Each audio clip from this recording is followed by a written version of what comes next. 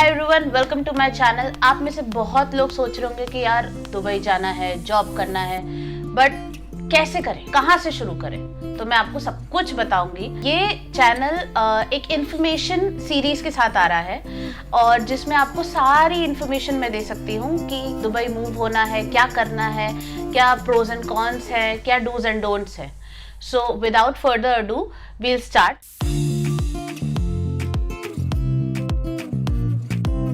So I'll give you an introduction about myself. मेरा नाम प्रेरणा है। You can also call me प्रियोना। Basically India से हूँ and पिछले 8 मंथ से मैं दुबई में हूँ और पिछले 4 मंथ से मैं यहाँ पर जॉब कर रही हूँ। So now I'll give you the first and foremost कि how to move to Dubai. So आज का हमारा व्लॉग पूरा how to move to Dubai के ऊपर ही होने वाला है। So without further ado, let's just start. So first and foremost, आप सबसे पहले ये जो है ना आपके घर में, ये निकाल लीजिए। इसे कहते हैं पासपोर्ट। अच्छा। तो ये पासपोर्ट में सबसे पहले आपको चेक करना है कि आपकी वैलिडिटी कितनी है। और व्हेन आई से वैलिडिटी मतलब कि आपके पासपोर्ट की एक्सपायरी कब है। अगर आपके पासपोर्ट की एक्सपायरी में 6 मंथ्स बचे हैं तो आपको बहुत ध्यान देना है कि अगर देखिए दो चीज़ें हैं।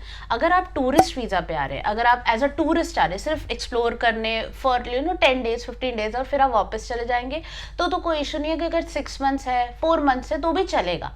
बट अगर आप एज अ जॉब सीकर आ रहे हैं तो आपको बहुत ध्यान रखना है कि आपकी जो एक्सपायरी है वो कितनी होनी चाहिए। मतलब मिनिमम 6 मंथ्स होना चाहिए। बट अगर मिनिमम 6 मंथ्स बचे हैं आपके पासपोर्ट के एक्सपायरी में तो मेरा ये सजेशन है पर्सनली कि प्लीज़ आप लोग इंडिया से ही रिन्यू कराइए। वो आपको बहुत अफोर्डेबल पड़ेगा।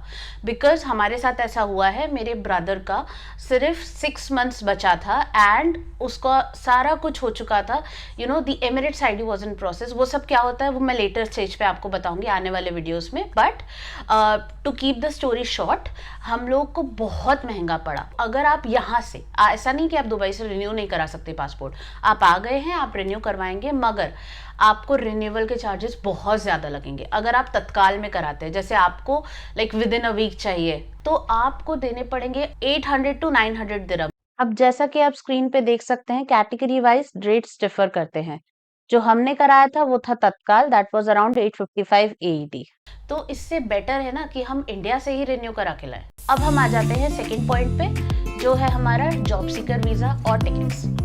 सो टिकट्स आपको ध्यान रखना है कि आप वेल इन एडवांस कराएं। मेरा पर्सनली सजेशन है कि आप 2 महीने पहले करवा दीजिए तो आपको बहुत सस्ती पड़ेगी। और अगर आप 1 महीने पहले भी करवाते तो भी पड़ेगी, बट आई थिंक बेटर कि सेफ साइड लेके चले कि 2 महीने पहले करवा दीजिए। और उसके अलावा जो जॉब सीकर वीजा है, अप्रॉक्स कॉस्टिंग जो है 2 मंथ्स का 3 मंथ्स का, that is around 18,000 in Indian currency. 18 to 20 हो सकता है एज पर नाउ रेट, क्योंकि मैं तो लास्ट ईयर आई थी। एज पर अभी के रेट पे समवेयर अराउंड 18 to 20,000, उससे कम भी हो सकता है, ज़्यादा भी हो सकता है। आप अपनी नियरेस्ट ट्रैवल एजेंसी में पता कर सकते हैं।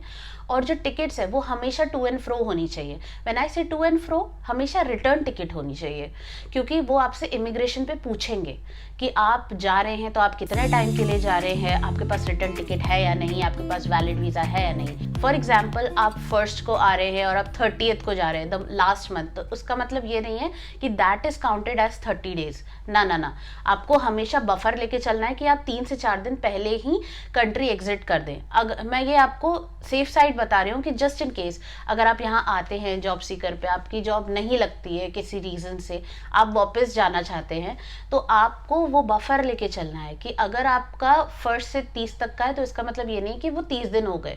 यहाँ पे थोड़ा सिस्टम अलग है। व्हेन यू फ्लाई, आप लैंड करते हैं, बहुत सारी चीज़ें होती है, उसके अकॉर्डिंगली वो एडजस्ट करते हैं। तो इट्स नॉट एग्जैक्ट 30 डेज, हमेशा आपको बफर लेके चलना है 2-3 दिन पहले का।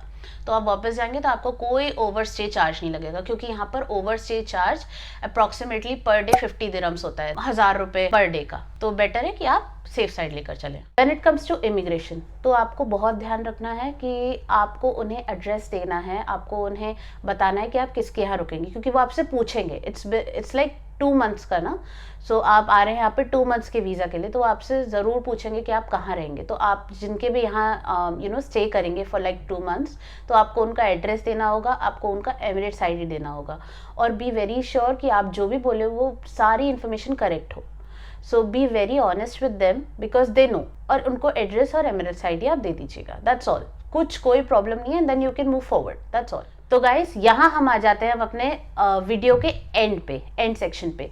अब द नेक्स्ट थिंग इज कि आने वाले वीडियोस में आपको और भी चीज़ें पता चलेंगी कि आपको कितना कैश लाना है, बजटिंग कैसे करनी है, क्या क्या चीज़ें इंडिया से आनी है, क्या यहाँ पे महंगा पड़ेगा, क्या सस्ता पड़ेगा, एवरीथिंग। सो आने वाले वीडियोस में मैं सब कुछ कवर करूँगी, जो भी मेरे साथ हुआ है एट अ ग्राउंड लेवल, जो मेरे और मेरे ब्रदर के साथ हुआ है at a ground level, because मैं अपने भाई के साथ यहाँ पर रहती हूँ। So I will give you every information. So please मेरे साथ बने रहिएगा और प्लीज़ मेरे चैनल को सब्सक्राइब कीजिएगा, लाइक कीजिएगा, शेयर कीजिएगा, किसी की भी हेल्प हो सके, that will be more than enough for me. So thank you so much for watching this video till the end, and I'm really looking forward for your support. So please subscribe, please like, please share, and please comment. Thank you so much. Bye bye.